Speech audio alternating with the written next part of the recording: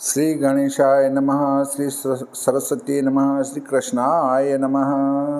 देखिए, चतुर्थ स्कंद श्री महाभागवत महापुराण के चतुर्थ स्कंद का चौथा अध्याय में आपको श्रवण कराता हूँ। प्रेम से मन लगाकर श्रवण कीजिए। हरतज चतुर्थाध्याय में सती गई पितुगे, शंभु भाग देखे उन्हें तुरंत उठी जर देह। मैत्रेय जी बोले कि शिव जी तो यह बात कहकर चुप हो गए, परंतु मन में कहने लगे कि सती के तनु का दोनों ओर से विनाश हुआ और सती पिता के देखने की इच्छा कर महादेव के भय से कभी बाहर जाती थी और कभी भीतर आती थी। दुविधा में मन था। स्वरों के दर्शन की इच्छा से नाशन से विमन हो प्रेम के वशीभूत हो रोने लगी और आंखों से आंसुओं की धारा बह निकली। सती क्रोध में आकर कांपने लगी और ऐसी विवल हुई कि उनके समान दूसरा कोई नहीं हो। इस प्रकार भव ने भवानी को देखा मानो अभी भस्म कर देगी। फिर वहाँ से कठिन श्वास लेती घर से निकल शिव को त्याग शोक और क्रोध से व्यथित हो हृदय में दुख मान स्त्री स्वभाव से मूढ़मती सती की, जिनको महात्मा जनों के प्यारे से विश्वनाथ शिव ने प्रेम से अपना आधा अंग बांट दिया, ऐसे भोलेनाथ का साथ छोड़ पिता के घर को चल दी। तब सती को शिव के गण नंदी वृषभ पर चढ़ाकर मेना गेंद दर्पण कमल श्वेत छत्र पंखा माला आदि लिए गाते और दुंदुबी शंख बीणा बांसुरी बजाते प्रसन्न होकर चले। चारों ओर से ब्राह्मण वेद ध्वनि करके यज्ञ संबंधी पशु को मार रहे हैं, ब्राह्मण पूजन कर रहे हैं। चारों ओर देवता विराजमान हैं। मृत्तिका काष्ठ लोहा स्वर्ण कुश और चर्म इनके बनाए हुए पात्र जहाँ यज्ञशाला में धरे थे, उस यज्ञ में सती पहुंची, परंतु यज्ञकर्ता दक्ष के भय से माता और भगिनी के अतिरिक्त और किसी देव मुनि नगरवासी ने कुशल क्षेम न पूछा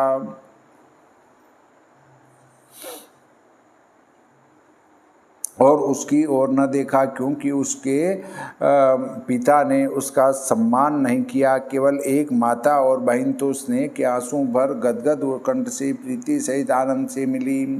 पिता के अनादर और अवज्ञा से माता और मौसियों के उत्तम आसन का देना और निरादर से शुश्रूषा का करना सती ने कुछ स्वीकार न किया और बहनों ने कुछ रीति प्रीति की बातें कही, परंतु सती ने उनका कुछ ध्यान न किया, क्योंकि उस यज्ञ में कहीं शिवजी का भाग नहीं देखा तो समझा कि विश्वेश्वर विभु का बिना अपराध निरादर किया। ऐसे अभिमानी के यज्ञ को देख भुवनेश्वरी भवानी महाक्रोध में भर गई, मानो अभी त्रिलोकी को भस्म कर देगी। इस प्रकार यज्ञशाला में सती ने रोष किया। तब भूतगण दक्ष के मारने को दौड़े।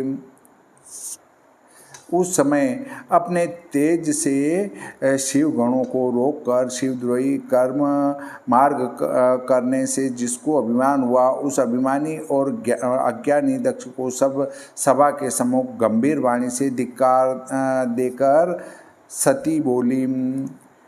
यहाँ शंका होती कि दक्ष ने अपने यज्ञ में शिव की निंदा करने के लिए क्या चिन्ह रखा था, जिस चिन्ह को देखकर सती भस्म हो गई। दक्ष ने अपनी यज्ञशाला के एक खंभे में अपने हाथ से ऐसा लिखकर लगा दिया था कि सब के लिए सूचना की जाती है कि हमारे यज्ञ में जो कोई प्राणी शिव का नाम मुख से उच्चारण करेगा, वह प्राणी उसी समय यज्ञशाला से बाहर निकाल दिया जाएगा। जो कदापि हमारा पिता ब्रह्मा भी इस यज्ञ में शिव का नाम लेगा तो वह भी यज्ञ से निकाल दिया जाएगा। और दूसरे प्राणी की क्या सामर्थ्य है। भावी के वशीभूत होकर सब मुनि भी दक्ष के त्रास से डर गए, इसलिए दक्ष को उत्तर नहीं दिया कि यह दुष्ट क्या अन्याय करता है।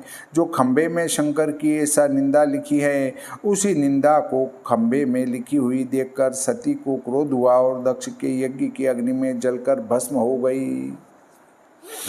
सती बोली, सब शरीरधारियों की प्रिय आत्मा अचिंत रूप चिदानंद ऐसे भोले भाले शिव जी न तो कोई सबसे बड़ा न किसी के शत्रु, सबके आत्मा, उनसे तेरे बिना कौन शत्रुता करे। हे द्विज, औरों के गुणों में साधु दोष ग्रहण नहीं करते हैं। तुम सरीखे निंदक खोटे मनुष्य दूसरे के गुणों में दोषों को ही ग्रहण करते हैं। वे अधम हैं और महापुरुष गण पराये के थोड़े गुणों को बहुत करते हैं और मध्यस्थ पुरुष अपने ज्ञान से यथा अवस्थित गुण दोष ग्रहण करते हैं। और जो सत्पुरुष हैं वे केवल गुणों को ही ग्रहण करते हैं, दोषों पर ध्यान नहीं देते, वरन थोड़े से गुणों को अधिक करके मानते हैं। अरे शठ, ऐसे सज्जन पुरुषों का तूने अपमान किया है। शरीर को ही आत्मा मानने वाले नीच लोग सदा ईर्ष्या से महत् पुरुषों की निंदा करते हैं। यह बात कुछ आश्चर्य की नहीं है, क्योंकि महात्मा जनों के चरणार बिंदुओं की रस से और प्रताप से शठ और दुष्ट जनों के लिए निंदा ही शुभ है। शिव यह तो 2 अक्षर का नाम है। जो कोई किसी प्रकार से एक बार भी यह नाम अपने मुख से लेता है, उसके पापों का तत्क्षण ही विनाश हो जाता है। ऐसे आनंद स्वरूप जिनकी आज्ञा संसार में कोई उल्लंघन न कर सके, तू ऐसे सर्वशक्तिमान शिव जी का द्रोह करता है, तेरा कल्याण कभी न होगा। अरे जिन कैलाशपति महादेव जी के पद पंकज की रज ब्रह्म रज से मिली हुई मकरंद की इच्छा वालों के मन रूपी भ्रमरों से सेवित सब लोगों के मन की कामना पूर्ण करने वाले विश्वबंधु से तूने द्वेष किया है। जिन शिव को तू अशिव कहता है, क्या तेरे अतिरिक्त ब्रह्मादिक उनको नहीं जानते? शमशान में जटा फैलाए, चिता भस्म शरीर में लगाए, मनुष्यों के कपोलों की माला धारण किए, भूत गणों को साथ लिए पिशाचों में वास करते हैं, तो भी उनके चरण कमल की रज ब्रह्मादिक अपने मस्तक पर धरते हैं। धर्म के रक्षक इसकी निरंकुश होकर जहाँ लोग निंदा करते हों, यदि वहाँ अपने कुछ पार न बसाए तो कान बंद करके वहाँ से उठ जाए, और जो निंदक के मारने का सामर्थ्य हो तो जैसे बने वैसे उसकी जीवा काट कर खंड खंड कर डाले, फिर अंत को अपने प्राण त्याग कर दे। यह सनातन धर्म है। हे नीलकंठ के निंदक, तेरे शरीर से उत्पन्न जो यह मेरा देह है, इस देह को नहीं रखूंगी, क्योंकि जो कोई भूल से अशुद्ध अन्न का भोजन कर ले वह वमन करने से ही शुद्ध होता है। अपने आत्म स्वरूप में रत रहने वाली महामुनि की मति वेद के विधि निषेध वाक्यों में प्रीति नहीं करती। जैसे देवता और मनुष्यों की गति अलग अलग हैं, एक संग नहीं हो सकती। इसलिए प्रवृत्ति मार्ग हो अथवा निवृत्ति मार्ग हो, परंतु अपने धर्म में स्थित होकर किसी की निंदा करनी उचित नहीं। मुनियों ने दोनों मार्ग सत्य कहे हैं। प्रवृत्ति कर्म में अग्निहोत्रादि करना चाहिए और निवृत्ति कर्म में शम दमादि सत्य भाषण, राग और वैराग्य, इन दोनों चिन्हों का आश्रय करना चाहिए। यह सब वेद ने बहुत विचार करके कहा है, और जो मनुष्य इन दोनों कर्मों को एक ही समय करे तो यह परस्पर विरोधी हो जाते हैं। और शिव तो पर ब्रह्म ईश्वर है, वे चाहे ईश्वर की आज्ञा माने चाहे न माने, उस पर वेद की आज्ञा नहीं है। हे पितः, जो पदवी हमको प्राप्त है वह तुमको कभी नहीं मिल सकती, क्योंकि हमारी इच्छा मात्र से अणिमा महिमा अधिक सिद्धियाँ उत्पन्न हो सकती हैं, जिनका बड़े बड़े ब्रह्मज्ञानी और ध्यानी सेवन करते हैं।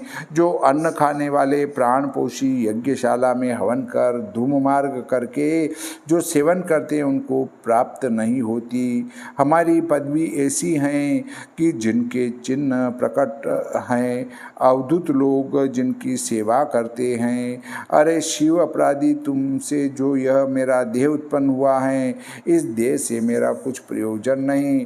तुझ सरीखे कुमति दुर्जन के नाम से मुझे ला जाती हैं, उसके जन्म को धिक्कार हैं जो महात्माओं का निंदक हैं।